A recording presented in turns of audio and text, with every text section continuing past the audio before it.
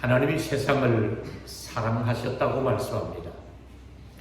하나님이 세상을 사랑할 만큼 세상 사람들이 하나님의 사랑받을 일을 했을까요? 하나님 앞에 사랑받을 만한 세상인가요? 여러분이 한번 생각해 보세요. 우리가 살고 있는 이 세상에 돌아가는 모든 일이 하나님이 사랑할 만한 가치가 있다고 생각합니까? 제가 볼 때는 이 세상은 가면 갈수록 오염되고 죄악은 점점 더 끔찍하고 전쟁도 계속되고 있고 타락한 인간들이 이 지구촌을 더럽히고 있습니다. 그리고 이 세상은 가면 갈수록 어두워지고 가면 갈수록 이 세상은 사람들이 볼 때도 하나님이 볼 때도 심판을 해서 멸망을 시켜야 되는 것이 마땅한 세상입니다. 많은 거짓말, 테러와 전쟁, 그리고 이 세상은 정말 깨끗하지 못한 세상이잖아요. 더러운 세상이고 정말 우리가 아무리 봐도 어느 나라든 정말 좋은 것보다는 끔찍한 인 것이 너무 많은 것이 이 세상 일이거든요. 근데도 하나님께서 이 더럽고 얼룩진 세상을 사랑하신다고 말씀하고 있거든요. 그렇다면 이 죄로 오염된 이 세상을 우리가 하나님이 사랑하시면서 말도 안 되는 이 세상에다가 하나님이 가장 아끼시는 독생자를 보내주신 것입니다. 좀 이따가 금금 시간 갖도록 하겠습니다. 좀 계시면 나중에 하겠습니다. 근데 이 말도 안 되는 세상, 죄로 얼룩진 세상, 사람들이 타락한 이 세상에 하나님께서 독생자를 보내주신 거예요. 그런데 그 독생자께서는 하나님 앞에 뭐가 좀 잘못 보여서 추방했거나 그것도 아니고 그 독생자는 하나님과 동등된 분이세요. 하나님과 같은 위치에 계시는 분이신데도 불구하고 예수 그리스도께서는 이 땅에 자원하셔서 내가 저 더러워진 세상, 저 타락한 세상에 멸망받을 사람을 위해서 구원하러 가겠습니다 하고 예수님이 친히 몸을 입으시고 이 땅에 오셨어요. 근데 여러분, 근데 이 세상에서 이제 우리가 살아남는 길이 자기가 혈통이 좋다고 살아남을 혈통이 있을까요? 우리 집안 대대로는 아주 명문가니까 하나님이 우리 명문 가정을 살려주실 것이다. 전 세계 하나님이 살려주실 만한 혈통이 있을까요? 아니면 저축한 돈을 많이 있는 사람들은 너무너무 저렇게 돈 많은 사람을 무자비하게 죽일 수가 없으니까 전 세계에다가 돈을 많이 벌도록 해준 그런 분들 있잖아요. 그런 유명한 분들, 저렇게 돈을 많이 가지고 있는 분을 우리가 함부로 죽일 수는 없다. 그 돈을 봐서라도 저 사람을 살려주자. 돈을 가지고 살아남을 수 있는 사람이 있을까요? 명문 가정이라고 하나님이 살려주실까요? 재산이 넉넉하다고 큰 회사를 경영하는 회장님이라고 그를 하나님이 보시고 살려주실까요? 여러분, 사느냐 죽느냐는 딱 하나의 열쇠밖에 없습니다.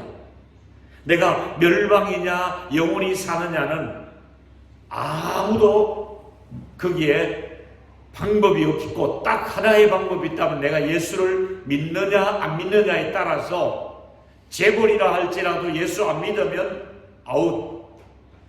아무리 가난한 사람도 예수 믿으면 넌 오케이 내게로 와라. 그러니까 많이 배웠어도 예수 안 믿으면 넌 안 돼. 못 배웠어도 예수 믿었으면 오케이. 그러니까 기준이 뭐냐면 사람을 멸망시킬 이 세상의 사람을 살려내는 기준이 유일하게 예수 외에는 다른 길이 없기 때문에 내가 길이다, 내가 진리야, 내가 생명이라고 말씀했고, 천하 인간에게 다른 이름으로서는 구원을 받을 만한 이름을 주시지 않고 오직 예수라는 이름 외에는 구원을 받을 길이 없는 거예요. 이 일본에 많은 신들이 있어요. 별의별 신들이 다 있어요. 어저께 일본에 여행을 하는 중에 우리를 가이드해 주시는 분이 러시아와의 청일 전쟁을 할 때는 우리나라의 이순신 장군이 굉장히 이순신 명장이잖아요. 그러니까 우리가 러시아하고 붙으려면 이순신이 필요하다. 그래서 이순신을 신으로 생각하고 이순신 이름으로 승리를 했다. 뭐 이런 그런 우스운 얘기를 제가 들었습니다. 여러분, 전쟁을 이순신의 명예를 가지고 이순신의 이름으로 승리할 수 있을까요? 안 됩니다. 우리가 이 지구상에서 멸망하지 않고 살아남을 길은 돈도 아니요, 혈통도 아니요, 명예도 아니요, 부자도 아니요, 지식도 아니요, 건강도 아니요, 유명한 연예인이라고 살아남는 것이 아니라 예수 믿느냐 안 믿느냐가 결정적인 바로 기준은 예수 믿으면 나머지 조건은 부실해도 좋다, 갖추지 않아도 좋다, 예수만 믿으면 하나님의 자녀가 될 수가 있다. 영접하는 자, 곧 그 이름을 믿는 자에게는 하나님의 자녀가 되는 권세를 주셨으니 예수 믿으면 얼마든지 받아줄 것이고 예수 안 믿으면 모든 조건을 다 갖추었다 할지라도 넌 예수를 믿지 않았기 때문에 너의 자역 구원은 너의 힘으로 구원받을 수가 없다 이거예요. 그게 하나님의 처방전이에요. 딱 정확하게 내려주신 하나님의 처방전은 단 하나밖에 없어요. 신구약 성경에 하나님이 우리를 살리는 처방전을 딱 하나 내렸는데, 이는 저를 믿는 자마다 멸망하지 않고 영원히 산다. 처방전은 뭐냐? 저를 믿으라는 거예요. 저를 믿으면 영원히 살 수 있다고 말씀하고 있습니다. 저를 믿으면 니고데모가 밤중에 찾아와서 상담했지만은 거듭남을 얘기하셨고 하나님의 가족으로 받아들여지지요. 또 뿐만 아니라 아리마대 요셉 같은 경우에도 믿음의 사람으로서 아주 멋진 제자로서 예수님의 시신을 마지막까지 잘 이렇게 안치해 드리는데 아리마대 요셉을 하나님이 쓰셨지요. 믿음의 아주 멋진 명장들이지요. 돈밖에 몰랐던 삭개오가 예수님을 영접하게 되고 자기 집에 모시게 되고 자기 재산의 절반을 내어놓고, 그리고 내가 이제 가난한 사람들을 위해서 내가 살겠습니다. 그래서 삭개오가 정결한 사람으로, 깨끗한 사람으로, 이름 그대로 삭개오의 이름 뜻이 정결한 자, 의로운 자, 깨끗한 사람으로 예수님이 그를 살려주셨거든요. 그렇다면 가늠하다가 붙들린 여인은 유대인들의 법대로 하면 돌로 때려서 죽여야 마땅한데 바로 그 여인도 예수를 만나자마자 나도 너를 정죄치 아니하노니 죄를 범하지 말라 하고 그를 용서하시고 받아주셨단 말이지요. 그렇다면 또 예수 그리스도의 반대편에서 비판을 하던 사울도 사울아 사울아 네가 왜 나를 비판하느냐?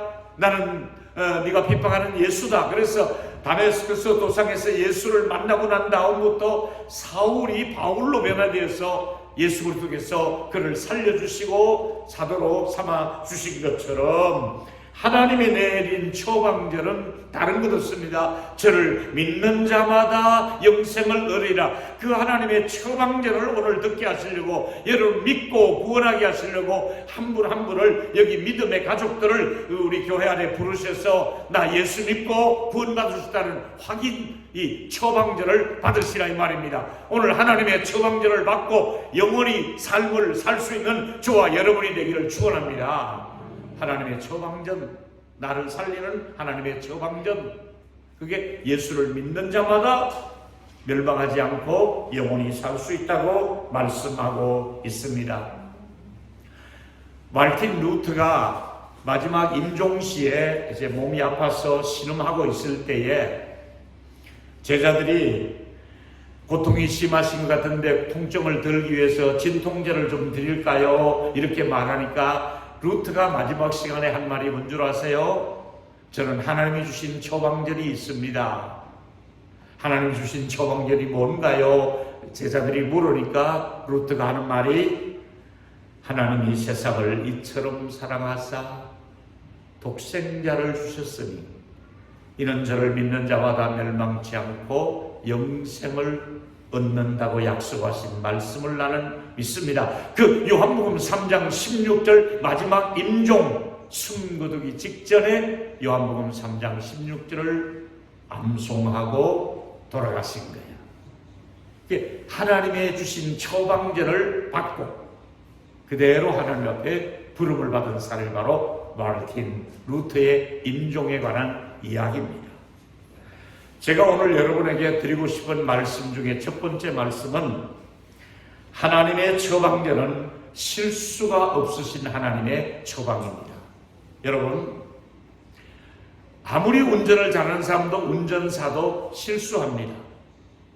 또 아무리 유능한 비행조종사라 할지라도 실수합니다. 운전사도 비행조종사도 기관사도 조종사도 실수합니다. 아무리 유명한 외과 의사라 할지라도 수술 중에 실수할 수도 있습니다. 또 아무리 정확하게 약을 처방한다 할지라도 잘못 처방할 수도 있습니다. 사람에게 잘못 처방해서 오진할 수도 있고 잘못 처방해서 그가 병을 키울 수도 있고 병을 오히려 악화시킬 수 있는 처방전이 잘못될 수도 있습니다. 이 세상의 의사들은 처방전이 잘못될 수도 있습니다. 아무리 좋은 스승이라 할지라도 잘못 가르칠 수도 있을 것입니다. 인간은 그럴 수밖에 없습니다. 아무리 유명한 축구 선수라 할지라도 골 앞에 아무도 골키퍼도 없고 골문 앞에까지 가서 그냥 골키퍼도 없이 발로 딱 대기만 하면 골인 할 수 있는데도 헛발질을 해서 아무도 없는 곳에서 볼을 잘못 차서 골 밖으로 빠져버리는 실수할 수도 있다 이 말입니다. 우리나라의 손흥민이가 얼마나 지금 축구를 통해서 국위를 선양합니까? 저는 손흥민 축구하는 거 보면 아주 기분이 좋습니다. 근데 아무리 좋은 손흥민 선수라 할지라도 헛발질을 할 수가 있습니다. 왜? 인간의 한계가 그렇습니다. 뿐만 아니라 농구 선수도 야구 선수도 실수할 수밖에 없습니다. 인간이기 때문에. 인간은 실수합니다. 인간은 옳은 처방전을 내릴 수가 없습니다. 그런데 하나님은 완벽하신 처방전이기 때문에 실수 없으신 하나님의 처방이기 때문에 변함없는 하나님의 처방이기 때문에 이 처방전만 받으면 영생을 얻을 수가 있다. 이 처방전을 받으면 너는 영원히 살 수가 있다. 이보다 더 확실한 하나님의 처방전인데 우리가 무시할 수 없는 것 아니겠습니까? 다시 말씀드립니다. 우리 한번 저를 따라해 보실까요? 실수가 없으신 하나님. 바쁘셔서 나를 만나주시는 하나님. 한 번 더 합시다. 바쁘셔도 일을 미루지 아니하시는 하나님. 우리는 막 너무 바쁘면 안 돼. 지금 난 못해. 나중에 해줄게. 다음에 봐. 미루잖아요. 하나님은 아무리 바빠도 나 바빠서 너 못 만나. 이렇게 한 번도 말하지 않고 아무리 바빠도 나를 만나주시는 하나님. 우리는 또 귀찮은 사람이면 어떻게 합니까? 다음에 보자. 다음에 보자 이러잖아요. 하나님은 다음에 보자 한 번도 그러지 않고 어서 와. 왜? 뭐 때문에? 어떻게 해줄까? 하나님은 다음에 보자고 하는 분이 아니에요. 지금 은혜 받을 만한 때요. 지금 구원의 날이로다. 오늘 밤에 하나님이 은혜를 또 주시고 만나주실 줄로 믿습니다. 오늘 만나자. 미루시지 않습니다. 오늘 사실 이 설교는 제가 한국에 지금 두 번째 설교입니다. 한국에서 우리 전국에서 장로님들만 3,000명이 모여서 수련회를 하는데 제가 강사로 갔습니다. 전국에 노회를 대표하는 장로님들만 3,000명이 모인 우리 교단의 가장 중요한 장로들은 다 모였습니다. 3,000명의 장로들이 모인 자리에서 제가 요한복음 3장 16절 이거 누가 모르겠습니까? 주일학기 때부터 암송하고 이 구절 모르는 사람 누가 있겠습니까만은 요한복음 3장 16절을 읽고 하나님이 이렇게 처방전을 주셨습니다 하고 선포했더니 이 설교가 온 우리나라에 저를 만나는 사람들은 대구의 목사님들이 김 목사 하나님의 처방전 그 설교 온 거 좀 나한테 다오. 왜 하니까 야 우리 장모님이 그 자네 설교를 듣고 얼마나 은혜를 받았는지 야, 지금도 하나님의 처방전 요한복음 3장 16절을 말씀하네. 광주에 갔더니 광주에서도 야 김 목사 어떻게 우리 장로님이 그렇게 은혜를 받고 왔냐? 무슨 설교했냐? 몰라. 뭐 하나님의 처방전 얘기다. 아 요한복음 3장 16절 이렇게 해서 아주 전국의 장로님들이 이 설교를 듣고 자기 목사님들이 가서 얼마나 자랑을 했으니 저만 만나면 김 목사 하나님의 처방전 그거 나 좀 온 거 좀 다오. 그럴 정도로 하나님 그때 은혜를 많이 주신 원고 중에 하나를 제가 여기 일본에 오면서 이 온 걸 뽑았습니다. 이 온 걸 미리 이메일로 보내셔서 이 설교 한 번 더 해야겠다 생각하고 왔으니까 오늘 하나님의 처방전을 받아가시는 저와 여러분 되기를 예수 이름으로 축원합니다. 자, 하나님 어떤 분입니까? 시편 121편 4절을 읽어볼까요? 같이 읽을 겁니다. 하나님 어떤 분입니까? 시작.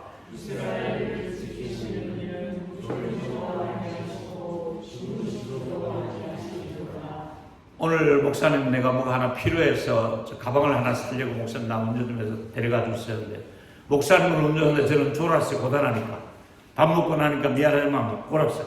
코까지 골고 잤어요. 저는 졸아요. 근데 목사님은 목사님의 안전과 나의 안전을 위해서 졸지도 않고 주무시도 않고 여태까지 운전하고 다녀온 거예요. 근데 하나님은 어떤 분이냐? 수천 년 동안을 이 지구 인류 역사가 있는 동안에 하나님이 주무셨다는 말을 들어보셨습니까? 하나님이 낮잠 주무셨다는 예를 들어보셨습니까? 하나님이 피곤하다는 말을 하나님은 피곤하지도 않고 주무시지도 않고 졸지도 않고 깜빡하지도 않고 할렐루야! 하나님 절대로 주무시지 않아요. 졸지도 않아요. 왜? 우리와 같은 분이 아니시니까. 졸리지도 않고 하나님은 안 주무셔도 되고 피곤하지도 않고 우리를 영원히 돌보아 줄 수가 있습니다. 제가 지난번에 동경에서 우리 성교사님들 모셨을 때에 좀 간증했더니 목사님 그 간증도 하셔야죠 하는데 뭘요? 그랬더니 제가 리비아에서 선교사로 있었던 얘기를 했어요. 제가 선교사님들 모였던 자리니까. 그래서 제가 여기서 좀 나눠볼게요. 제가 충현교회 부목사로서 이제 5년 차 있었어요.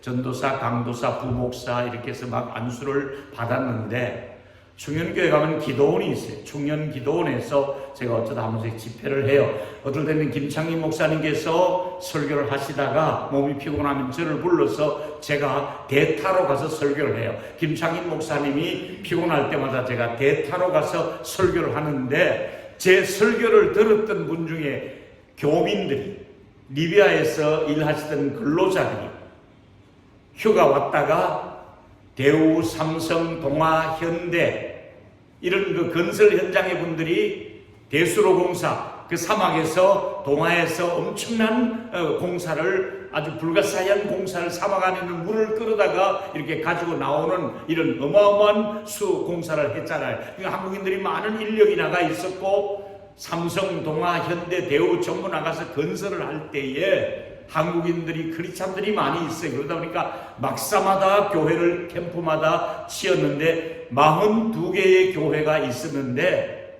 저보고 담임 목사로 오라는 거예요. 근데 제가 리비아가 어디 있는지도 몰라서 세계 지도를 펴고 리비아를 찾아보니까 아프리카 북쪽에 사하라 사막 시작되는 쪽에 이집트 밑에 바로 있더라고요. 그래서 제가 또 저를 지복에서 오라 했으니 갔지요. 아이들을 다 두고 아내도 두고 33살에 제가 목사 안수를 받고 34살과 5살, 35살쯤에 젊은 나이에 혼자서 아내를 거기 같이 갈 입장이 못 되잖아요, 사막에.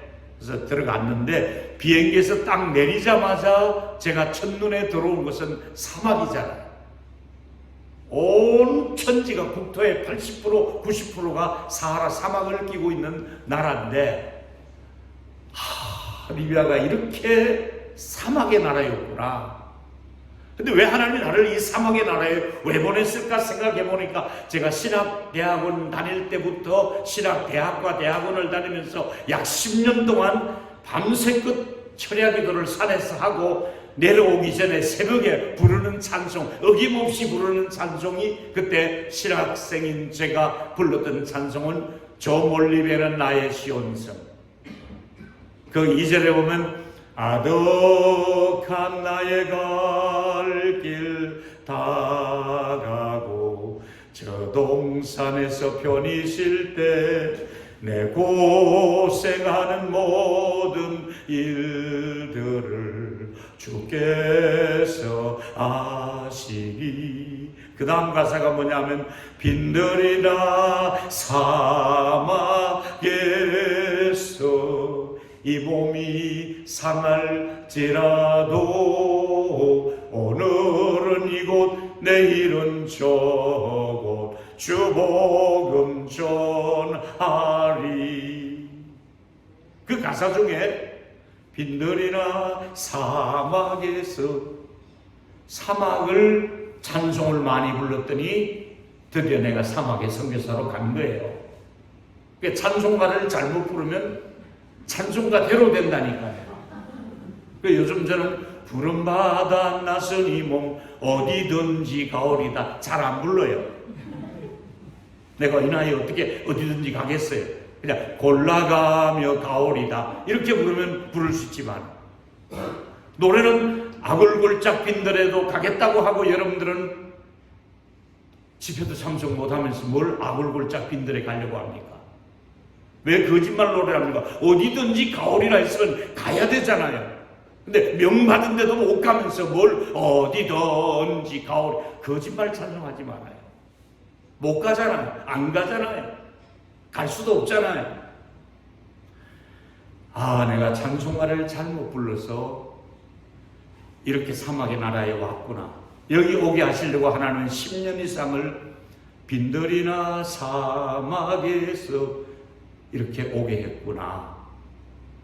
우리 교회에서는 이제 이 찬송이 금지곡이 되었습니다.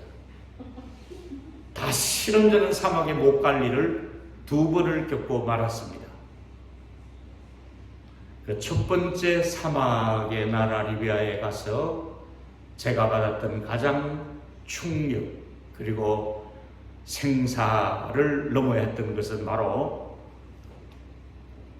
그렇게 사막의 나라에 들어가서 42개의 교회를 다니면서 한 번 자동차를 운전하고 나가면 5,000km를 달려야 됩니다.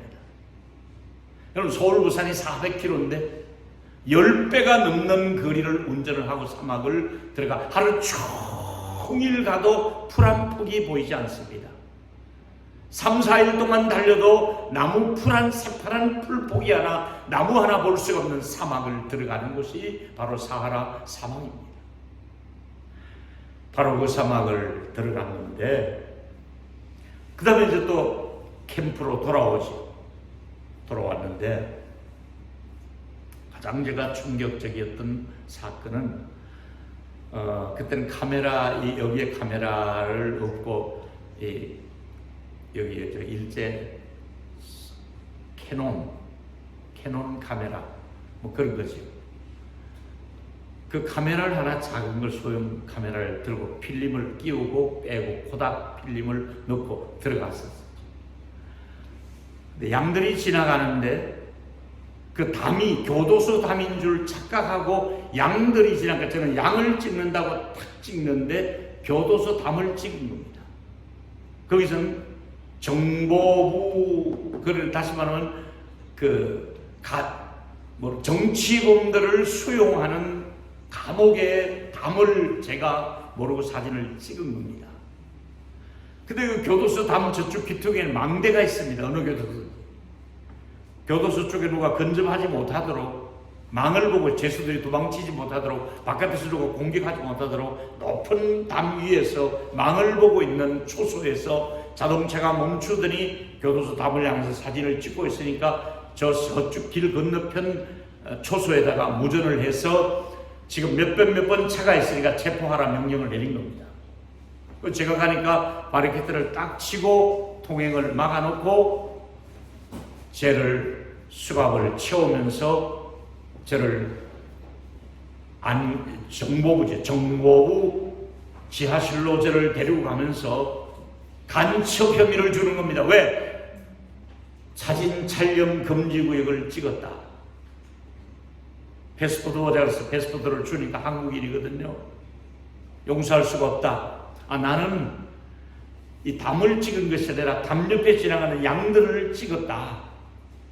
그 카메라를 달라 하길래 내가 처음 산 카메라라서 뺏기기 싫어서 필름을 뽑아주면 될 것 같다 싶어서 사용을 제대로 할 줄 모르는 제가 그냥 카메라 필름을 뚜껑을 열어버렸더니 고닥 필름이 새카맣게 다 타서 이제는 현상에도 아무것도 안 나오잖아요. 필름 햇빛을 보이면 암실에 가도 아무것도 안 보이니까 증거 인멸을 하려고 일부러 이렇게 했다.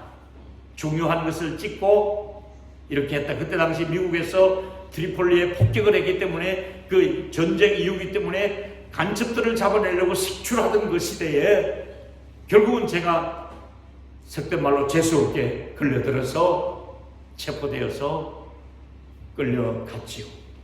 정보부 지하에 끌려가서 여권을 빼앗기고 카메라를 빼앗기고 저를 이제 신문하기 시작합니다. 간첩 혐의를 주어집니다.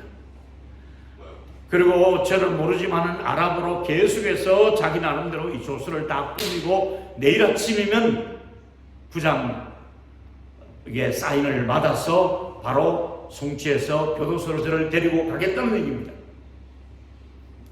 법이 없습니다, 거기는. 자, 그때 제가 밤새껏 제가 저녁도 굶고 다 빼앗기고 여권이고 뭐고 다 뺏기고 이제 그때부터는 기도하다가 너무 다급하여 기도가 나오잖아요. 그래서 막 그 콘크리트 바닥에 무릎을 꿇고 의자를 뒤로 빼고 그 의자에 몸을 기대서 하나님 아버지 물 한 모금 주지 않고 입 천장이 막 입이 짝짝 달라붙는데 막 간절하게 살려주십시오.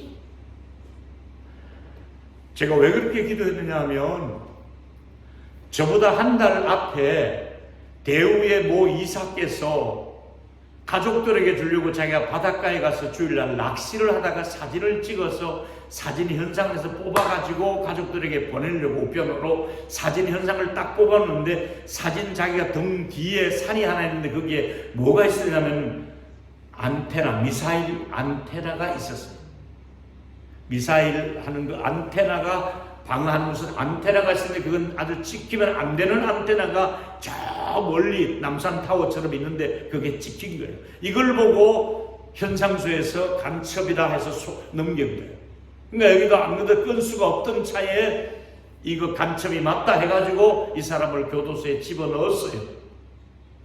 근데 교도소 안이 왜 가는 걸 두려워하느냐? 여기 다 어른들 뿐이니까 있는 그대로 제가 리얼하게 말씀드리겠습니다. 그 교도소 안에 들어가면 무슨 일이 일어나는가? 그 교도소에서 무슨 일이 일어났는가? 신문에 보도되지 않고 인터넷에서 뜨지 않았던 아주 기가 막힌 일이 교도소 안에서 일어났는데 거기는 창녀들이 없고 술을 제조해서 만들지 않는 나라이고 그런 여자들의 어떤 그 유흥 같은 데가 없는 나라이기 때문에 남자가 집안에 있는 여동생을 강간하고 강간범들을 수용해 놓은 그런 왕성한 그 젊은이들이 강간범들을 수용해 놓는 감옥이 있는데 그 감옥 안에 들어가면 성경에 남자가 남자와 더불어 부끄러우리를 동성애가 지금 그런 거 얘기하고 있잖아요. 남자를 있는 그대로 하겠습니다. 깝대기를 벗겨놓고 죄를 발라서 항문에다가 섹스를 하는 겁니다. 항문 성교를 하는 겁니다. 여자가 없으니까 남자를 베끼고 항문에다가 남자들이 돌아가면서 밤마다 그 짓을 하는데 한국인이 좀 예쁘장하니까 여자로 그렇게 여자가 없으니까 그 짓을 대우에 그것도 나이가 40대 후반인데 그걸 몇 개월을 당하고 나니까 정신 이상이 되어버렸어요. 완전 정신 이상이 되었습니다. 돌아가시기 전 김우중 회장님이 힘이 있을 때니까 카다피를 직접 만나서 이러이러한 우리 직원이 있는데 이 사람이 지금 감옥에서 있는데 좀 부탁하자. 특별히 부탁해서 카다피를 만나는 기까지 6개월이 걸렸습니다.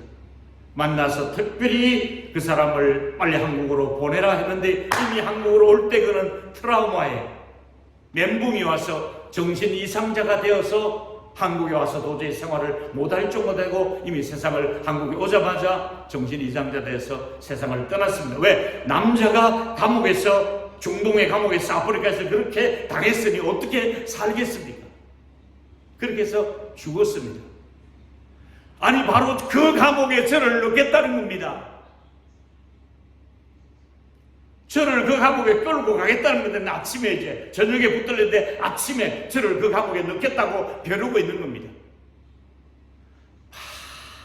밤새껏 떨며 기도하는데 주께서 그날 밤 내 곁에 서서 강건케 하시며 두려워하지 말라 내가 너와 함께 하겠다고 말씀하시며 악에서 나를 구하시며 주께서 또 그의 천국에 들어가도록 구원하시리니 주의 사자의 입에서 나를 건졌느니라. 디모데후서 4장의 말씀을 쭉 주시면서 말씀은 주시는데 여전히 나는 떨리는 겁니다. 그래서 막 무릎을 꿇고 간절하게 기도하고 있는데 새벽 5시쯤에 저를 혼자 이렇게 두고 저쪽에 앉아서 다리를 그 책상 위에 얹고 이렇게 졸고 담배 피우던 그 형사가 내가 계속해서 기도하고 있으니까 오더니 어깨를 툭툭 치면서 일어나라 그래요.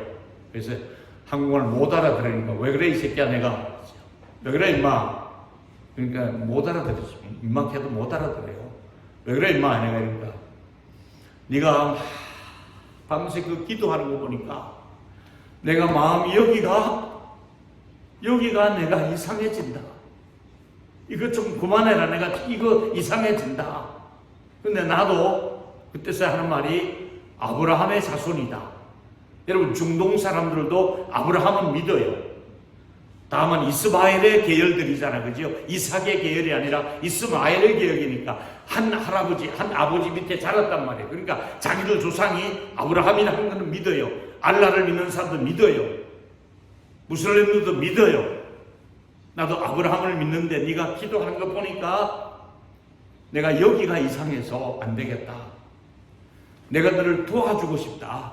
그래서 하는 말이 너의 숙소가 어디냐? 난 삼성에 컨테이너 하나를 쓰고 있다 그랬더니 삼성에 전화를 새벽에 5시에 누가 전화 받겠습니까? 그런데도 내가 전화번호가 기억이 안 나는 겁니다. 전화해본 적도 없으니까 전화번호도 모르고 난 삼성에 컨테이너 하나만 쓰고 있을 뿐이고 전화번호 회사원이 안 하니까 전화번호 모르니까 자기가 전화해가지고 삼성에다가 5시에 새벽에 전화하니까 현장에서 희한하죠. 어떤 대리한 사람이 어떤 일을 한국에 업무 처리를 하다가 걸려오는 전화를 딱 받으니까 여기는 중앙경찰서 정보부인데 한국 사람이 지금 들어와 있다. 바꿔주더라고. 그래서 내가 김 목사입니다. 제가 여차여차해서 간첩 혐의로 들어와 있습니다. 그러니까 이 대리가 하는 말이 첫 마디가 목사님 대우의 그 이사 얘기 못 들었습니까? 거기 들어가면 100% 그 감옥에 가는 코스인데 어쩌려고 거기서 사진을 그렇게 찍어서 간첩 혐의를 받았습니까? 우리는 못 빼줍니다. 우리는 손 쏠 수가 없습니다. 대사관에 좀 알려주라. 대사관에도 안 냅니다. 대사님이 그거 하나까지 신경 못 씁니다. 그래요. 그러면 그래도 거기에 누군가는 삼성에 나를 통역해 줄 사람 하나는 있을 거 아니냐. 통역 좀 해달라. 그랬더니 알았습니다. 어느 경찰서냐 확인을 하고 1시간 2시간 뒤에 통역한 사람이 오는데 머리가 막 벗어지고 여기는 막 수염을 이렇게 길고 그날 막 떡대게 놈이 맨발로 셀바를 찌직 끌고 막 오더니 나를 보자마자 쓱 보더니 그냥 본치도 안 하고 인사도 안 하고 통역도 안 하고 거기 앉아서 나를 취조하는 그 사람한테 가더니 아람 인사가 복잡합니다. 서로 살리말로 막 함들이려 막 키스하고 막 서로 끌어안고 막 야단 법석을 떨며 인사를 하더니 그 다음에 하는 말이 참 자기들끼리 얘기하고 담배 피우면 차 마시면 그 다음에 막 하나님 저놈의 새끼가 나의 얘기는 안 들어보고 지들끼리만 얘기합니다. 하나님 나 어떻게 하면 좋습니까? 하나님 나하고 얘기 좀 해야 되겠는데 통역을 좀 해야겠는데 저놈이 내 얘기는 안 보고 저들끼리만 얘기합니다. 계속해서 기도하고 있습니다. 내 얘기는 듣도 안 하고 오더니 어깨를 툭툭 치면서 영어로 그러다 넌 행운하네. 그럼 내가 왜 내가 행운이 아니니까 삼성에서 10사람의 해결사를 스카웃해서 쓰고 있습니다.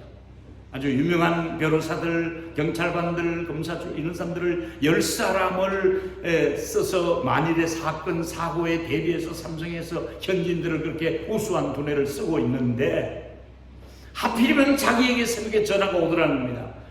그래서 전화를 받고 나니까 어디에 있느냐 물으니까 바로 이 중앙경찰서의 지하에 있다고 그러게 되니까 자기가 벌떡 일어나서 내가 거기 가겠다. 자기 나서서 온 이유는 이 사람이 전직 중앙경찰서 거기 형사과 출신인데 아주 유능한 사람인데 삼성에서 이 사람 스카웃돼 가서 일을 하고 있는 거예요. 그러니까 거기 출신이 온 거예요. 그래서 와서 보니까 마침 저를 담당 취조했던 형사가 둘도 없는 자기 친구인 거예요. 투캅스 친구인 거예요. 그러면서 자기 무슨 빌라도라고 내보는 앞에서 할라스 끝났다 하면서 물을 떠와서 손을 씻어요. 빌라도도 사건이 끝날 때 손을 씻잖아요. 손을 씻으면서 그 빡빡하게 아랍어로 적었던 A4 용지의 모든 죄목을 제보를 앞에서 쫙 찢으면서 통역해보니까 아직 컴퓨터에 입력 안 했고 부장이 아침 9시 출근하기 때문에 부장 출근하기 전까지는 아직 보고가 되지 않았다. 그냥 내 손에 있다. 이제 내일 아침에 부장 오면 사인 받아서 바로 넘기려고 다 준비됐는데 내가 오지 않았더라면 당신은 여기서 나갈 수 없는데 당신 이제 나를 따라서 나가면 된다. 할렐루야. 여러분 그래서 열쇠도 받고 카메라도 받고 여권도 받고 자동차세 찾아가지고 이제 막 떨리면서 버버버버버 떨리면서 어떻게 온지를 모릅니다. 어떤 캠프 안에까지 들어왔습니다. 방문을 열쇠를 열고 들어간 것까지는 내가 기억하는데 그 다음에 들어가자마자 문수에 제가 쓰러진 겁니다. 졸도한 겁니다. 깨어나 보니까 많은 시간이 간 것 같은데 머리에다가 찜질을 하고 있고 또 약간 그 의료쪽에 일하는 분이 제가 닝게를 하나 놓고 진정기를 놓고 내가 깨어날 것이다 하고 지금 쇼크가 와서 이러니까 너무 충격이 이러니까 깨어날 것이다 하고 이제 몇 시간을 며칠을 지켜본 겁니다. 그래서 제가 막 깨어나니까 집사람들이 근심스러운 얼굴로 제 주변에서 기도하고 울면서 저를 지켜보고 있다가 목사님 다행이라고 그러면서 편지를 하나 주는 거예요. 그때는 편지가 대우빌딩 서울역 앞에 있는 대우빌딩에다가 저희 아내가 편지 일주일에 한 번씩 갖다 맡기면 인편으로 이 국제적인 우편은 아주 오래 걸리니까 몇 달 걸리니까 배도 몇 달 걸리니까 인편으로 휴가자가 한국에 왔다가 다시 들어갈 때 휴가자가 한국에 와서 들어갈 때마다 대우에 직원이 많으니까 꼭 한 사람 두 사람 있으니까 대우에 짐을 실어 보낼 때에 그 편지함을 꼭 이게 한 가방 만들어서 대우 본부에다 갖다 주면 대우 본부에서 인편으로 온 그 편지를 찾아가지고 다시 모든 사이트 어느 현장으로 이걸 분류하는데 이건 한인교회 목사님 이렇게 딱 찍혀 있으면 목사님 안께 온 편지를 일주일에 한 번씩 오는 거 알고 그걸 다시 대리한 사람이 자동차를 가지고 저한테 숙소까지 갖다 줍니다. 근데 그걸 갖다 주면 이렇게 내가 어디 갔다 와도 항상 그 밀어놓아 놓습니다. 그러면 그 편지함을 집사람들이 내가 쓰러져 있는 동안에 편지가 왔어요. 그걸 내가 깨어나자마자 목사님 성령님한테 편지 왔습니다 하는 거예요. 그래서 제가 의식이 돌아없으면서 아버지 감사합니다 기도를 하고 편지를 뜯어서 읽는데, 여보 아프시다는 건 어때요? 나중에 제가 얘기하겠지만은 사목에서는 맹장이 또 터졌습니다. 이미 죽어가고 있던 시점입니다. 좀 아프신 건 어때요? 왜 하나님이 나에게 요즘 잠을 안 재우신다? 그리고 밥을 먹지 못하도록 금식령을 내려서 나 지금 며칠째 금식을 했어. 너무너무 힘드네 이번 금식은. 그래도 물 한 모금 먹지 않고 단식을 했어. 아예 며칠 물도 한 방울 먹지 않고 단식을 하고 금식을 하고, 이제 난 죽을 먹어야 될 것 같아. 지금 죽을 끓여서 죽을 식히고 있는 중이야. 아프지 마 여보, 잘 있어. 사명 잘 감당하고 와. 아이들은 잘 있어. 여보 사랑해. 편지를 왔는데 그 마지막 시간에 몇 월 며칠, 나 이제 죽 먹을 시간이야. 몇 시? 이렇게 딱 써놨는데 제가 정신을 차리고 보니까 제가 감옥에서 나오는 시간이 아내의 금식이 끝나는 시간인 거예요. 제 아내의 금식이 끝날 때 하나님은 저에게 감옥문을 열어주면서 천사를 보냈지요. 전직 그곳에 형사 출신 그것도 많은 현지인주 그 해결사 중에 하필이면 그 사람을 지목해서 나의 종이 거기 가 있으니 가서 빨리 구출시켜라. 하나님이 사람 천사를 보내서 나를 보내준 거지. 편지를 받고 제가 하나님, 난 내가 기도해서 살아난 줄 알았었는데 제가 기도하기 전에 벌써 제가 감옥에 들어가기 전에 아내는 며칠씩 성령의 감동에 의해서 금식을 합니다. 그래서 우리는 금식 기도가 필요한 거예요. 목사님을 위한 금식이 필요한 거예요. 누군가 널 위하여 누군가 기도하네. 내가 홀로 외로워서 마음이 무너질 때 누군가 널 위해 기도하네. 여러분이 예수 믿게 된 배경에는 누군가가 여러분을 위해서 예수 믿으라고 미리 기도한 분이 있습니다. 여러분이 전도를 받아서 교회에 나왔을 때는 이미 그 사람이 전도했지만은, 눈으로 볼 때는 그분이 전도했지만은 전도한 그분보다 먼저 여러분을 위해서 기도한 분이 먼저 있었습니다. 전도는 기도가 먼저였습니다. 누군가가 여러분 사역을 위해서 기도하고, 여러분이 장로로, 집사로, 성기도로, 권사로, 성기도로 여러분이 일본에 오게 하신 하나님, 이 센다이 교회로 오게 하신 하나님은 누군가를 통해서 여러분이 잘 되도록 배후에서 기도하고 있는 분이 있다는 것을 아셔야 됩니다. 기도할 수 있는데 왜 낙심하십니까? 기도하는데 왜 염려하십니까? 저는 그렇게 해서 금식기도 때문에 위기를 넘겼는데, 하나님은 그런 기도를 통해서 제가 감옥에 있을 때 하나님이 외출하지 않았어요. 주무시지 않았어요. 저를 지켜보고 계시다가 위기의 순간에 대우에 힘있는 이사도, 배우의 기부중 씨가 있어도 그가 6개월을 감옥에서 고고생을 하다 나와서 죽었는데, 정신 이상자가 됐는데, 저는 그 감옥에 상하지 않도록, 내 종을 상하지 않도록 주의 종을 지키시는 하나님께서 오늘 여기 와서 여러분 앞에 이 간증을 할 수 있도록 하나님 저에게 저와 함께 하시는 약속의 하나님, 내가 너와 함께 하겠다는 약속의 하나님, 내가 사망의 엄침한 골짜기를 두려울지라도 해를 두려워하지 않는 것은 주께서 나와 함께 하심이라. 주의 지팡이와 막대기가 나를 안위하시나이다. 할렐루야. 제가 사막에 있을 때 다시 하나님을 만나게 된 거잖아요. 다시 하나님의 살아계심을, 하나님의 보호하심을, 하나님의 인도하심을, 하나님의 붙들고 있음을 제가 확인할 수가 있었던 거예요.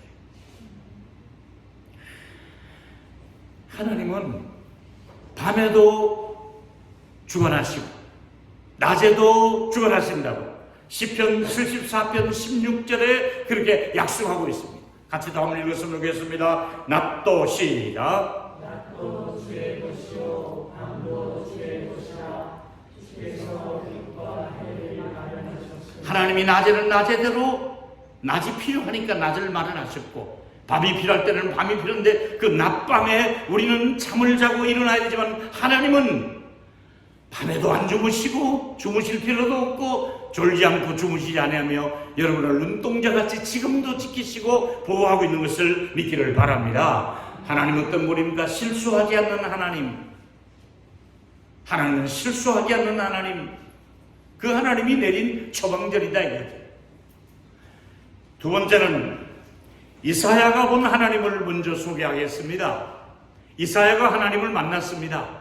하나님이 어떤 분인가? 하나님을 이사야가 만나고 보니까 거룩하신 하나님이라고 소개했습니다. 같이 읽겠습니다. 이사야 6장 1절과 3절이 하나님을 만난 이사야가 그대로 기록을 남겼습니다. 어떤 기록을 남겼습니까? 우시야 왕이 죽던 해에 내가 본 적 주께서 높이 들린 보좌에 앉으셨는데 주님은 보좌 위에 높이 앉아 계시는데 그의 옷자락은 성전에 가득하게 그분의 옷이 온 성전을 덮고 있더라 이거죠. 성전 위에는 하나님의 옷자락이 있는 곳입니다. 이 센다이 교회에는 하나님의 옷자락이 이미 있다는 것을 믿기를 바랍니다. 하나님의 옷자락으로 이곳을 지금 보고 있습니다. 덮어놓고 있습니다. 근데 어떤 현상이 일어나냐 보니까 2절에 스랍들이 천사들이 천사의 그룹을 말합니다. 같이 읽겠습니다. 스랍들이 모시고 시작. 스랍들이 모시고 섰는데 각기 6 날개가 있어 그 둘로는 자기의 얼굴을 가리우고 그 둘로는 자기의 발을 가리우고 그 둘로는 날며 3절에 천사들이 하나님을 어떻게 대접하는지를 봅시다. 하나님을 어떻게 모시고 찬양하는지 봅시다. 하나님의 찬양 소리 듣습니다. 서로 불러 시작. 서로 불러 이르되 거룩하다 거룩하다 거룩하다 만군의 여호와 그의 영광이 온 땅에 충만하다. 하나님은 어떤 분이십니까? 거룩하다. 한 분이 모자라. 거룩하다 거룩하다. 우리가 섬기는 하나님은 어떤 분입니까? 거룩하신 하나님. 거룩하신 하나님. 거룩하신 하나님. 그 거룩하신 하나님께서 우리가 뭐가 좋다고 그렇게 거룩하신 하나님께서 우리 죄인들에게 거룩한 하나님이 거룩하게 살기를 원하시는 하나님이 우리에게 내려준 처방전이 바로 실수도 없으시고 거룩하신 하나님이 나를 위하신다고 말씀하고 있어요. 그 거룩하신 분이 무엇이 부족해서 나 같은 사람을 가까이 하시고 나 같은 사람을 친구 삼으시고 하나님이 외롭지 않았을 텐데 마치 외로움을 타는 사람처럼 나를 위해서 가까이 하신다고 말씀하시며 로마서 8장 31절에 나를 위하신다고 말씀하고 있습니다. 자, 읽어보실까요? 시작. 그런즉 이 일에 대하여 우리가 무슨 말을 하니요? 만일 하나님이 우리를 위하시면 누가 우리를 대적하려? 이렇게 따라합시다. 하나님이 우리를 위하시는데 누가 우리를 건드린단 말이냐? 여러분의 신분은 하나님이 아무도 손대지 못하도록 그 누구도 여러분들을 손대지 못하도록 하나님은 여러분을 위하시는 분으로 믿기를 주의 이름으로 축원합니다. 하나님이 위하시는 분이십니다. 여러분, 하나님이 위해 줄 만한 가치가 있습니까? 우리가 사실 우리는 불량품입니다. 우리는 불량한, 저 목사지만은 불량한 사람입니다. 불량품입니다. 저는 아주 비틀거리는 사람이고 저도 주저앉는 사람입니다. 저도 낙심할 줄 알고 낙심하게 못하고 주저앉아 있고 저도 못된 습관이 있습니다. 여러분에게 말 못하는 저도 못된 습관, 숨은 습관이 있습니다. 좋지 못한 목사로서 안 좋은 습관이 저에게도 있단 말입니다. 그리고 이중적인 제 모습입니다. 저는 이중적입니다. 성도들이 볼 때 하고 안 볼 때 하고 저는 다릅니다. 성도들이 내 차를 타고 가면은 점잖하게 운전하고 교통질서도 잘 지키고 성도들과 함께 할 때는 말도 품이 있고 합니다만은 저희 아내가 둘이 있다든지 내 친한 친구가 같이 있더니 이 새끼 까불지 말아야 이 새끼 저 새끼 욕도 하고 막 그럽니다. 성도들이 있는 앞에서 제 언어하고 성도들이 없는 데서 언어는 다릅니다. 이중 언어를 씁니다. 저도. 그만큼 저는 인격적으로도 모든 면에서 완벽하지 못합니다. 두 얼굴을 가지고 있습니다. 저는 정직하지도 못합니다. 정직한 척할 뿐이고 정직하려고 애쓸 뿐이지 저는 사실은 정직도 모자라는 사람입니다. 이런 말을 한마디로 말하면 죄인된 내다 이 말이죠. 우리 모두가 토탈 죄인입니다. 죄인입니다. 근데 하나님이 죄인된 우리를 위하신다고 말씀하고 있습니다. 로마서 8장 5장 8절과 9절에 우리가 이런 모습인데 하나님 우리를 위하신다고 로마서 5장 8, 9절을 또 읽겠습니다. 시작. 우리가 아직 죄인 되었을 때에 그리스도께서 우리를 위하여 죽으심으로 하나님께서 우리에 대한 자기의 사랑을 하나님의 사랑을 확정하실 때 죄인 된 걸 알고도 죄인 되었을 때 하나님의 사랑으로 확정해 주었다 이 말입니다. 아멘이죠. 9절의 말씀을 또 읽겠습니다. 그러면 시작. 그러면 이제 우리가 그의 피로 말미암아 의롭다 하심을 받았으니 더욱 그로 말미암아 진노하심에서 구원을 받을 것이라.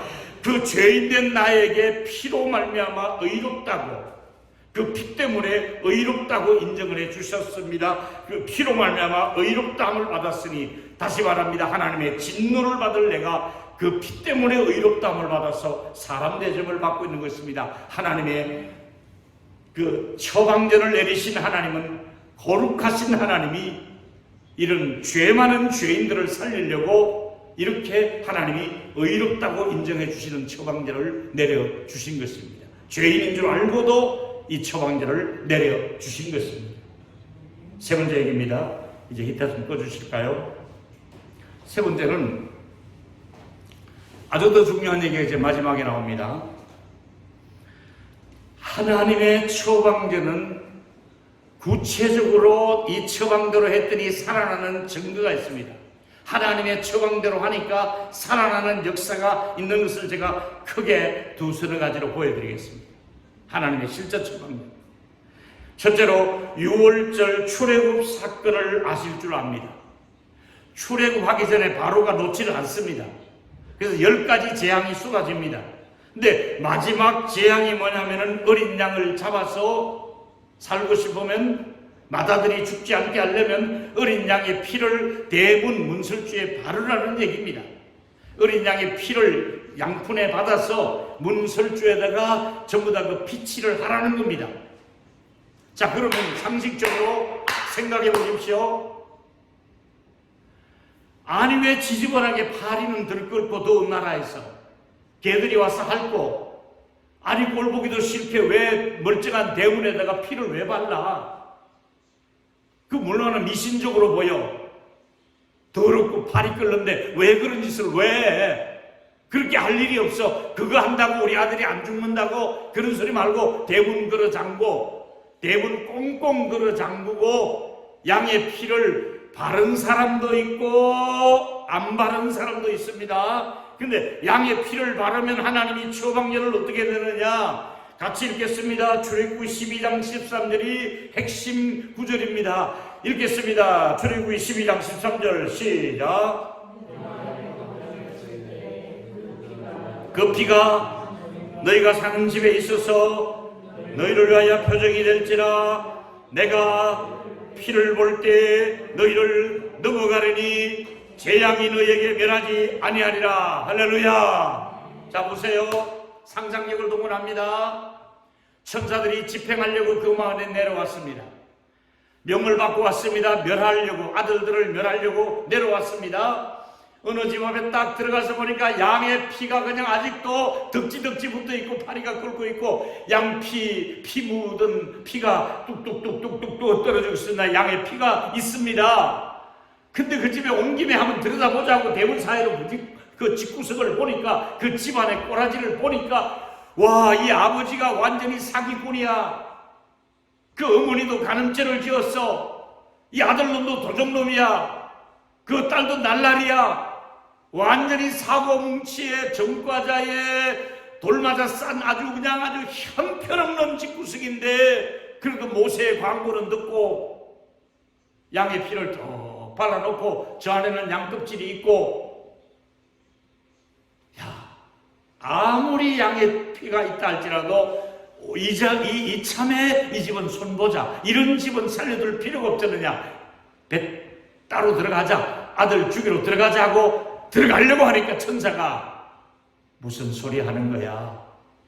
주께서 우리에게 말씀하시기를 피를 보거든 그 집을 넘어가라 그랬죠. 6월절 패스오브, 영어로 패스오브, 뛰어 넘어가라. 패스하라. 패스오브. 6월절 그 집에 피 있으면 그냥 뛰어 넘어가. 아들이 잘났든 못났든 도둑놈이든 사기꾼이든 종과자든 가늠죄를 지었든 죄상을 보지 말고 뛰어 넘어가. 용서해줘. 가자. 다른 집으로 가자. 넘어갑니다.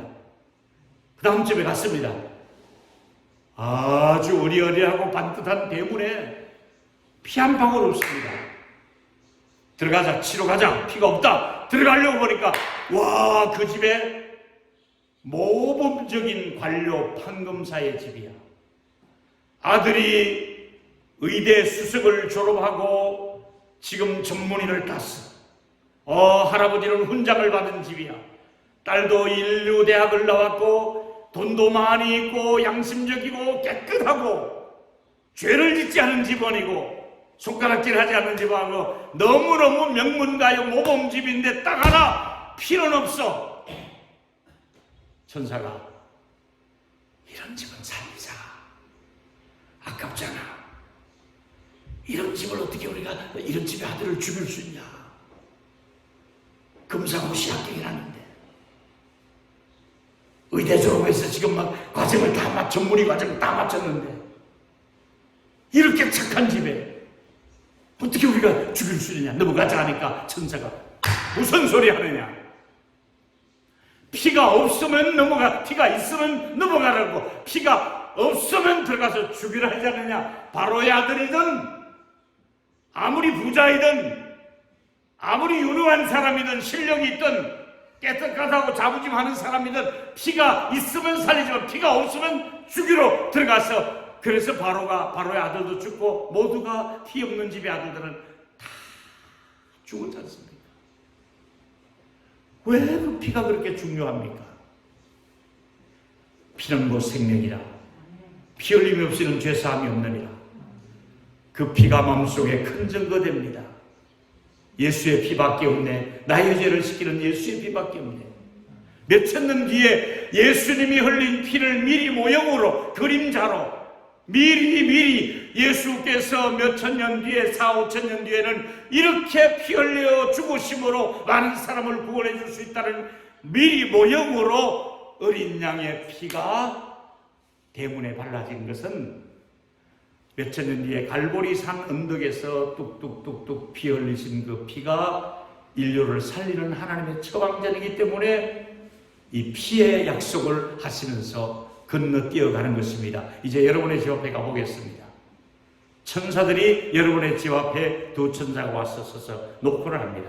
똑똑똑. 누구십니까? 센다이 교회 저는 아무개 권사입니다. 아무 집사입니다. 이 집에 예수의 피가 있는지 확인할 겁니다. 이 집에 예수가 있는지, 예수님의 피 흘림이 있는지, 예수의 십자가가 있는지. 바울은 그래서 나는 십자가 외에는 자랑할 것이 없다. 예수의 피가 있는지, 예수의 복음이 있는지, 예수의 용서가 있는지, 예수의 의롭다함이 있는지, 여러분 가정에 예수의 피 흘림의 구속의 역사가 있으면 여러분이 죄를 지었다 할지라도 그래 건너뛰어가자. 됐다. 예수의 피만 있으면 됐다. 근데 여러분이 반대로 아무리 모범적으로 살았어도 예수의 피가 없으면 안 돼. 넌 안 돼. 넌 예수가 없잖아. 넌 예수의 영이 없잖아. 넌 예수의 피가 없잖아. 너에게 복음이 없잖아. 너에게 십자가가 없잖아. 넌 죽어야 돼.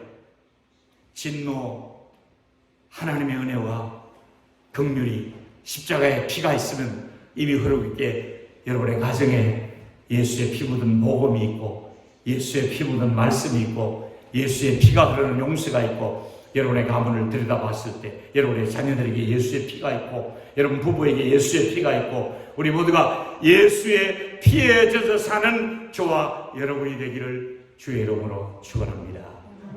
더 크게 아멘. 피 묻은 복음을 제가 전했습니다. 이 하나님의 처방전입니다. 처방전 하나 더 샘플을 드리겠습니다. 광야에서 이스라엘 백성들이 원망을 하다가 불뱀에게 물린 사건이 나옵니다. 민수기 21장 5절과 6절을 읽었으면 좋겠습니다. 이 사건에 어떤 처방전이 내렸는지 읽겠습니다. 백성이 시작. 백성이 하나님과 모세를 향하여 원망하되 애굽에서 인도하여 내서 이 광야에서 죽게 하느냐. 이곳은 먹을 것도 없고 물도 없고 우리 마음이 하찮은 음식을 인하여 싫어하노라.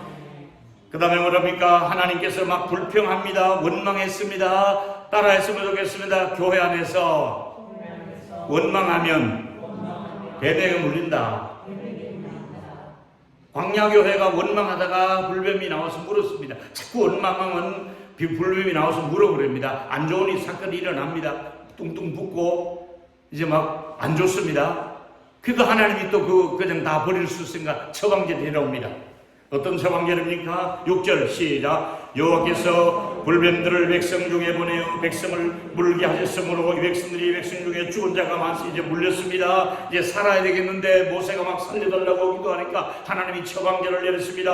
어떤 처방전을 내렸습니까? 장대 끝에다가 구리뱀을 만들어 달라, 노뱀을 만들어 달라. 하나님의 처방전입니다. 21장 8절과 9절 시작. 여호와께서 모세에게 이르시되 불뱀을 만들어 장대 끝에 위에 달라. 물린 자마다 그것을 보면 잘리라. 모세가 노뱀을 만들어 장대 위에 다니 뱀에가 물린 자마다 노뱀을 쳐다본 적 모두 살더라. 할렐루야. 자, 노뱀을 쳐다보는 사람들 중에는 깨끗하지 못한 자도 있고 같이 불평했던 사람도 있고 같이 거기 막 쑥덕쑥덕하고 중상하고 같이 편들고 같이 막 그러는 사람들 있는데 다행히 모세의 광고는 듣고 쳐다본 거예요. 교회 나오면서 가장 중요한 것은 설교도 전에 광고를 잘 들어야 됩니다.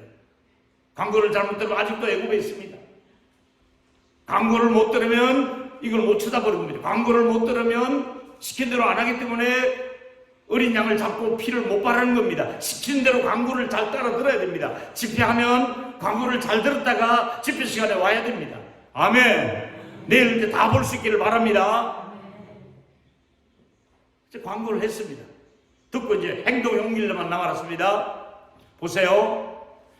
야, 쓸데없는 소리 말아라. 지금 뱀에게 물려서 죽어갔는데 한의사를 부르든지 쑥덤을 하든지 무슨 뭐 원천을 데려가든지 아무나 입으로 막 독을 뽑아내든지 아니면 그 고무줄로 묶어서 독이 퍼지지 못하도록 어떤 의사를 데려오든지 여러 가지 방법으로 살려보려고 애를 썼으나 사막에 이 뱀이 엄청 독성이 강하기 때문에 물리면 바로 죽습니다. 죽었습니다.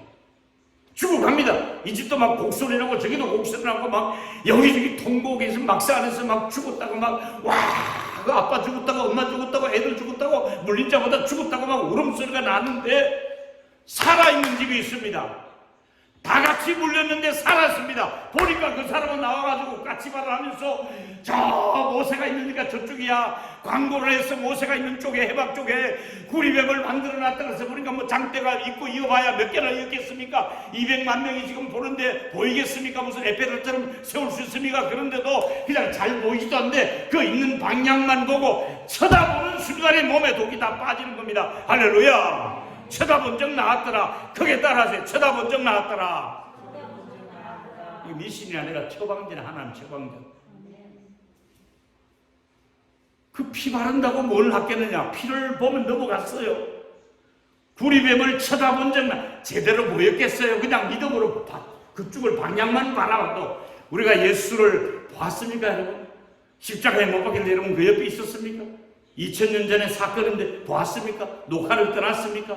사진 찍어놨습니까? 아니잖아요. 2000년 전의 사건이지만 그냥 그렇다고 바라보면, 예수를 바라보면, 믿음의 주에 온전 깨시는 예수를 바라보라. 예수만 바라보면 구원받는 줄로 믿습니다. 예수 바라보고 구원받는 거예요. 낫는 거예요. 이 사건을 실제로 요한복음에서 이렇게 해석을 했습니다. 요한복음 3장 14절. 제가 하는 해석이 틀림없는 해석을 성경이 또 성경을 해석했습니다. 같이 읽습니다. 모세가 시작. 모세가 광야에서 뱀을 든 것 같이 인자도 들려야 하리니 이는 그를 믿는 자마다 영생을 얻게 하려니라. 자, 모세가 광야에서 뱀을 들었습니다. 그죠? 장대 끝에 뱀을 높이 들은 것처럼 인자 예수님도 십자가에 들렸다 이거죠. 달렸어요. 같이 원리는 같아요. 장대 끝에 뱀이 달려있는 것이랑 예수님이 십자가에 달린 것 똑같은 모형이잖아요. 예수의 모형을 말해줘요. 달린 자마다 믿는 자마다 영생을 얻게 하려 함이라. 예수를 믿기만 하면 영생을 얻습니다. 여러분 예수를 믿지요? 영생을 얻게 된 줄로 믿으시길 바랍니다. 예수를 영생을 얻는 방법은 믿는 방법밖에 없습니다. 자, 이 사건을 목이 곧은 백성들이 있습니다. 출애굽기 32장 9절에 보니까 목이 곧은 백성들 한번 읽어볼까요? 시작.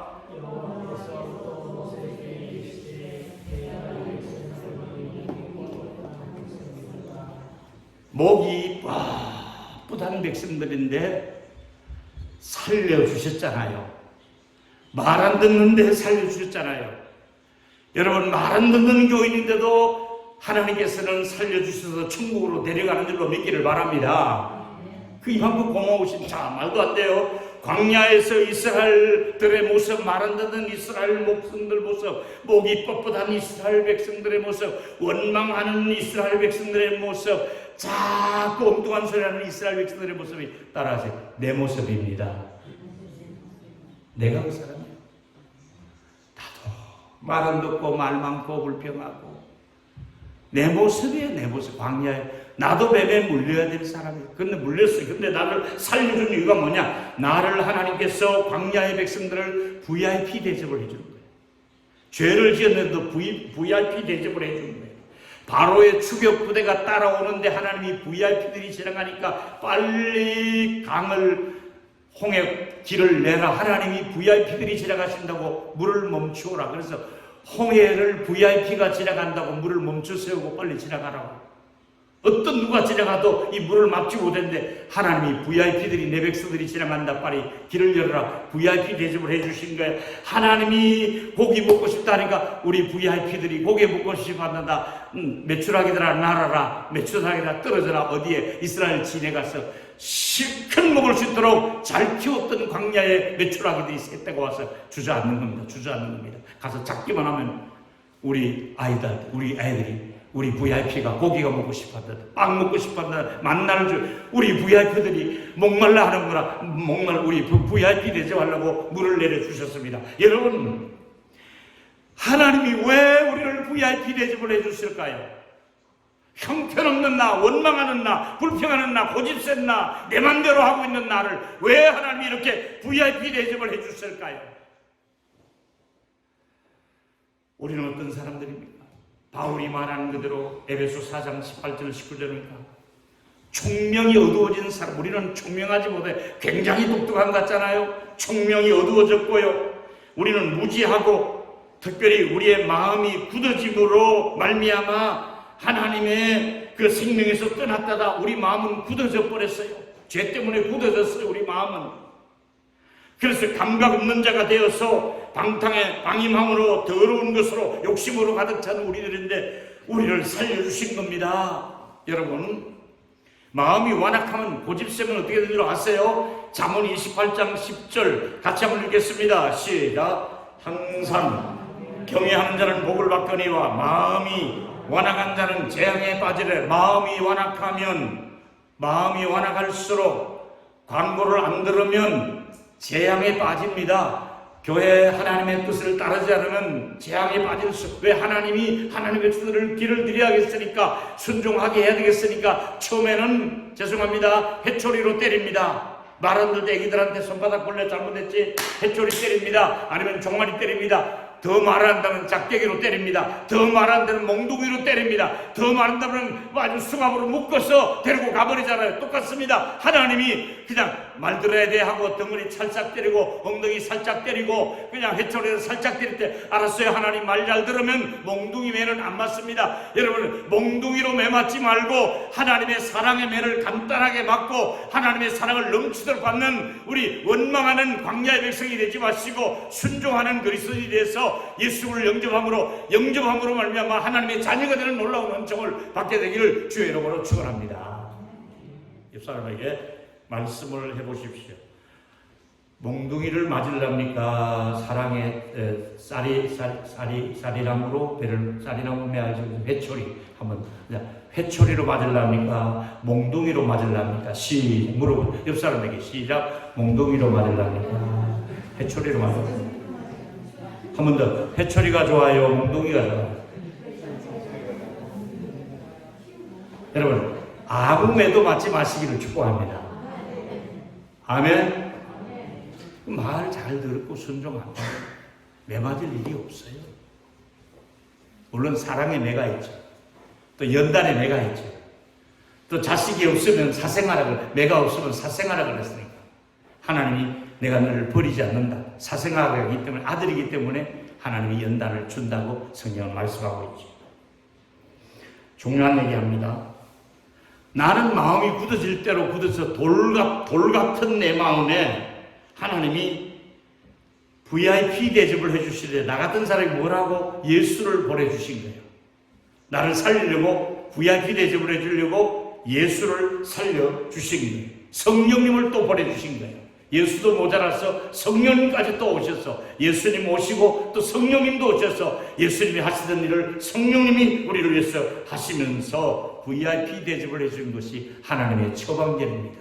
성령을 보내주신 것도 하나님의 처방전입니다. 따라합시다. 예수를 보내시고 1차로 예수를 보내시고 시작. 2차로 성령님을 보내시고 나를 VIP 대접을 해주셨다. 예수서 제가 한 번 더 축복해 주세요. 당신은 VIP입니다. 하나님의 VIP입니다. 시작. 그 사람에게 시작. 당신은 하나님의 뭐라고 했어요? VIP입니다. 아멘. VIP. 대통령 추찬기도회 갔더니 목사님 자리 마련해 놨습니다. 대통령 바로 옆에 식사하시는 테이블 바로 옆자리에다가 VIP 해서 저를 바로 그 자리에다가 딱 배석해놨더라고요. 제 대표로 갔을 때에. 그 멀리서도 대통령 얼굴 봐도 영광스러운데 바로 대통령 옆자리에 저를 이렇게 딱 배석했을 때 악수하고 이렇게 하는데요. 그날 누구마다 손 씻기 싫더라고 대통령하고 악수했다고. VIP 대접을 받는 거예요. 근데 하나님이 여러분을 VIP로 대접을 해주시는 거예요. 노예들인 원망하는 우리들을 마땅히 죽어야 될 우리들을. 근데 그 VIP 대접하시려고 하나님께서 뭘 보내주셨느냐. 아까 말씀드린 대로 1차로 예수를 보내신데 두 번째 하신 일이 성령을 보내주신 일이에요. 성령. 에스겔 36장 26절 제가 아주 좋아하는 구절입니다. 전 세계를 다니며 이 구절을 제가 소개 안 한 적이 없습니다. 같이 읽겠습니다. 또 시작. 또 새 영을 너희 속에 두고 새 마음을 너희 속에 주되 너희 육신에서 굳은 마음을 제거하고 부드러운 마음을 줄 것이고. 제 설교를 듣고 나면 육신의 굳은 마음이 부드러운 마음으로 바뀌어질 것입니다. 그게 제게 주신 하나님의 회복의 은혜거든요. 오늘 이 교회 안에 계신 분들 가운데 혹시 마음이 자기도 몰래 굳어진 분 계시면 제가 풀 수가 없고 성령께서 그 굳어진 마음을 부드럽게 만져주시는 은혜가 있기를 예수 이름으로 축원합니다. 저를 따라 하십시다. 육신의 굳은 마음을 제거하고 어떤 마음을 줬습니까? 부드러운 마음. 센다이 교회 여러분, 부드러운 마음으로 주님을 예배하고 성도들과 교제하고 사랑하고 그래서 마음이 부드러워지시기를 예수 이름으로 축원합니다. 마음이 부드러워져. 제가 어제 딱 1시간 설교하고 우리 셀 리더 단톡방에다가 우리 셀 구역장이 한 50명 됩니다. 장로님들과 구역장들에게 톡을 넣었습니다. 숫자도 몇 명 안 되고 내가 왜 이렇게 힘듭니까 집회가. 여러분 기도해 줄 때는 막 기도 소리가 지금 여기에 어제 금요일 밤부터 기도를 하기 시작하고 톡에서 단톡에서 셀리더들이 장로들이 하나님 센다이 교회를 부드러운 성령이 함께 해달라고 임재가 있게 해달라고 참으로 많이 지금 기도의 응원이 올라오고 있습니다. 여러분 이런 집회 가운데 왜 집회가 필요하냐? 왜 부흥회를 열어야 되느냐? 뭐 누구 편만 달라고 전 목사님 전혀 몰라요. 마 목사님 몰라요. 저는 그냥 이제 만나보니까 인격이 좋으신 거 그거밖에 몰라요. 딱 만나보니까 인품이 좋아요. 그래서 내가 예 알았습니다 가겠습니다 하고 온 것뿐이지 잘 몰라요. 제 한참 후배니까 잘 몰라요. 그런데 온 것은 성령께서 여러분의 교회 안에 하나님이 하실 일 중에 하나가 이번에 어제는 제가 환난에서 벗어나 환난에서 고통에서 환난에서 벗어나 환난에서 벗어나라는 메시지를 드리고 오늘 드리고 싶은 메시지는 하나님이 여러분의 굳은 마음을 부드러운 마음으로 오늘과 내일 바꿔주시기를 주의 이름으로 축원합니다. 성령이 하셔야 됩니다. 마음을 부드럽게 밭을 일구어 주셔야 됩니다. 자, 여러분의 마음이 어떤지 보실까요? 이사야 32장 15절에 보니까 마침내 위로부터 영을 우리에게 부어주시니 광야가 첫 번째 마음은 광야의 밭이 돌짝밭에 곡식도 안 돼요. 광야는 식물도 못 자라요. 아무것도 안 돼요. 광야가 영이 오니까 비가 오니까 하나님이 광야 같은 쓸모없는 밭에다가 성령을 부어주니까 아름다운 밭이 되고 아름다운 밭은 숲이 되리라. 오아시스가 물이 들어가는 사막에 오아시스가 됩니다. 물이 필요합니다. 마찬가지로 여러분 쓸모없는 마음인데 돌짝밭 같은 마음인데 여러분의 마음이 굳어져 있는데 여러분의 마음이 삐딱하고 여러분의 마음이 아주 욕심부리고 질투하고 여러분의 마음이 엉망으로 더러워졌을 때 성령이 오셔서 여러분의 마음을 아름다운 밭으로 가꾸어 주시는 은혜가 있을 줄로 예수 이름으로 축원합니다. 오늘 낮에 잠깐 내가 한 20분 오마상님하고 통해 가서 제가 말씀을 하는 중에 성령께서 저분의 마음을 만져주시더라고요. 눈에 눈물이 축축하게 흐르시더니 성령께서 오마상의 마음에 드디어 하나님 눈물샘을 터뜨리시고 또 몰래 또 잘 운다 하더라고요. 그래도 원래 그렇게 우는 거 하고 성령이 은혜를 주셔서 만지는 이 마음의 설교를 듣고 기도를 받고 나더니 마음이 깨끗해졌다고 하면서 오늘 오셔서 얼마나 나를 비싼 대접을 해주신 내가 일본에서 최고로 잘 먹었습니다. 오마상 말은 안 통하고 어떡하죠. 내가 한국에 오면 내가 최고로 내가 한번 대접해 줄게. 할렐루야. 오마상 내가 사랑합니다. 축복합니다. 이 못된 한국 사람들 배우지 마시고 좋은 일꾼 되시기 바랍니다. 할렐루야. 한국 사람들이 다 좋은데 한국에 여기 말고 미국에 가보니까 교회에 와서만 목사님 힘들게 하고 막 자기들은 핫발이 일하면서 교회 와서는 막 힘들게 하고 목사님들 만나면 막 가슴이 병 다 들어서 사모입니다. 태국의 목사님들이 선교사님들하고 여행을 갔어요. 누가 코끼리가 고개를 이렇게 흔들게 말을 해서 하면 큰 상을 준다니까 아무도 막 코끼리가 이렇게 안 하더래요. 근데 어떤 목사님이 코끼리 코에다 대고 너 나하고 같이 선교하고 목회하려고 하니까 아무도 안 하더래요. 그 하기가 힘들어요. 목사님이 밥 먹고 살라고 여기 온 거 아니잖아요. 근데 우리가 무슨 밥이나 먹여주는 것처럼 그 꼴랑 조금 저는 우리 교회에서 그렇지 않습니다. 정말로 최선을 다합니다. 보셨잖아요. 제가 얼마나 많은 분들이 지금 기도하고 있으니까 목사님 힘내세요. 목사님 힘내세요. 기도 성령님이 도와주실 겁니다. 힘내십시오. 얼마나 눈물로 기도해주죠.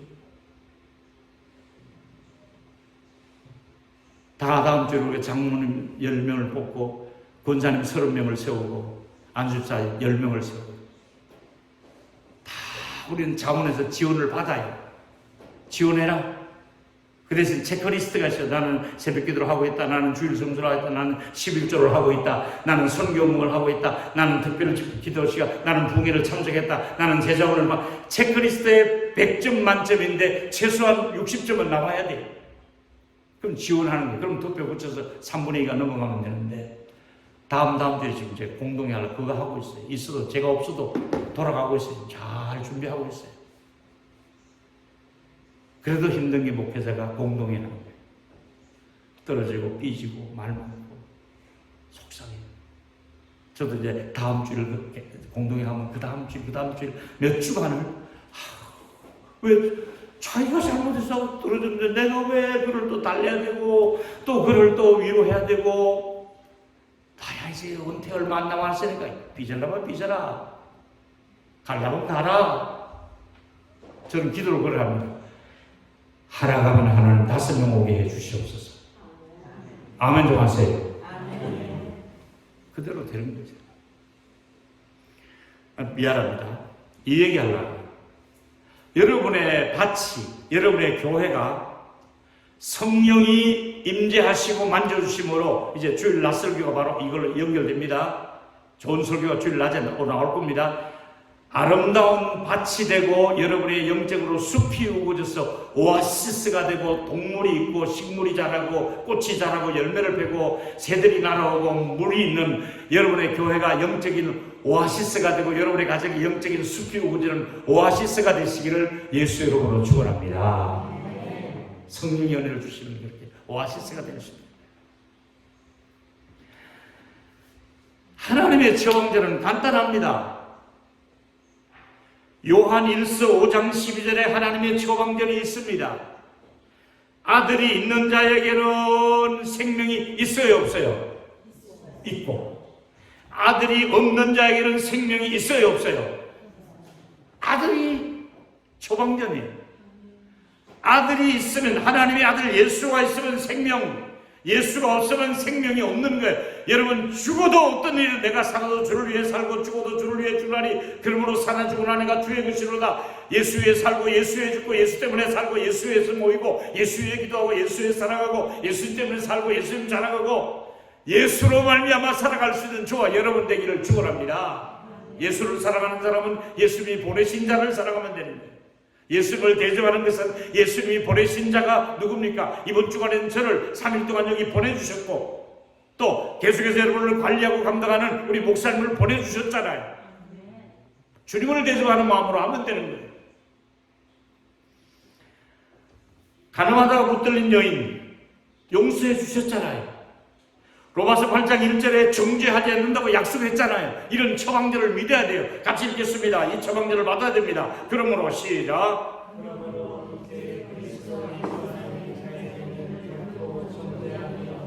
정죄함이 있나니 없나니? 정죄해요 안 해요? 안 해요. 정죄하지 않습니다. 대제사장이지만은 하나님 앞에 서게 되었는데 꼴이 아주 몰골이 더러운 옷을 입고 서진 겁니다. 제사장인데도 아주 더러운 옷을 입고 하나님을 섬긴다고 복을 잡고 서 있으니 하나님이 이거 도저히 대제사장 제대로는 안 되겠다고 하나님이 처방전을 내렸습니다. 스가랴 3장 3절과 4절 하나님이 어떤 처방전을 내렸습니까? 같이 읽겠습니다. 여호수아가 시작. 여호수아가 더러운 옷을 입고 천사 앞에 서 있는지라 여호와께서 자기 앞에 선 자들에게 명하사 그 더러운 옷을 벗기라 하시고 또 여호수아에게 이르되 내가 내 죄악을 제거하여 버렸으니 내게 아름다운 옷으로 입히라. 오늘 저녁에 여러분의 더러운 옷을 다 벗기시고 아름다운 옷으로 벗겨주시기를 입혀주시기를 예수 이름으로 축원합니다. 제사장도 더러워졌어요. 근데 그 옷을 벗기고 아름다운 옷을 입혀주셨다고 말씀하고 있어요. 제사장이 이 벗겨주시고 입혀주신 옷처럼 우리들에게도 하나님이 죄의 옷을 벗기시고 의의 옷을 입혀주셔서 우리가 깨끗한 세마포 옷을 입을 수 있는 저와 여러분이 되기를 축원합니다. 여러분 아시잖아요. 탕자가 돌아왔을 때 하나님이 처방전을 떴습니까? 탕자가 돌아왔습니다. 하나님이 처방 매로 때렸습니까? 감옥에 가뒀습니까? 돈으로 내라 그랬습니까? 하나님이 어떤 처방전을 했습니까? 목욕을 시켜라, 새 옷을 입혀라, 가락지를 끼워라, 신발을 새로 맞추어라, 송아지를 잡아라, 잔치를 열라. 왜? 아들이 돌아왔으니 살렸으니 하나님이 잔치를 여는 것이 하나님의 처방전입니다. 새 옷을 갈아입히는 게, 목욕을 시키는 게, 새 신발을 두는 게 하나님의 처방전입니다. 이제 결론을 맺겠습니다. 하나님은 죄인된 우리에게 어떤 처방전을 주셨습니까? 첫째로, 실수가 없으신 하나님께서 나를 부르시고 용서하시고 구원의 은혜를 주신 것을 확신하시기를 바랍니다. 하나님 실수하지 않고 저와 여러분을 끝까지 부르시고 책임져 주신 줄로 믿기를 바랍니다. 끝까지 책임져 주십니다. 두 번째는, 거룩하신 하나님께서 허물 많은 나를 부르시고 영원한 생명을 주셨으니 감사하라. 허물 많은데 나를 VIP 대접을 해주셨잖아요. 내가 하나님의 VIP가 되었잖아요. 세 번째, 유월절 어린 양 되시며, 유월절에는 어린 양으로 예수님이 오셨고 장대 끝에는 노뼈이 되셨잖아요. 높이 달리셨잖아요. 십자가에 달리신 예수님께서 피를 흘리신 그 핏부림을 감사함으로 받았고 하나님의 자녀가 된 것을 감사하며 마지막 가슴 깊이 하나님의 처방전을 받아야 됩니다. 요한복음 3장 16절 하나님의 처방전을 읽습니다. 같이 시작. 하나님이 세상을 처음 사랑하셨습니다.